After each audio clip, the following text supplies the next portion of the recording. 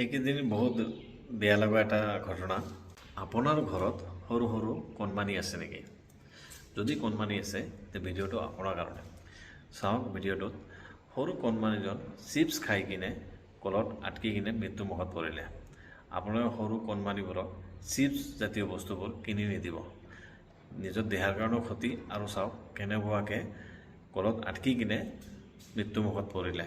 আৰু এনেকুৱা কণমানিবোৰক আপোনালোকে নিজৰ কণমানিবোৰক আপোনালোকে চিপছ জাতীয় বস্তুবোৰ কিনি নিদিব।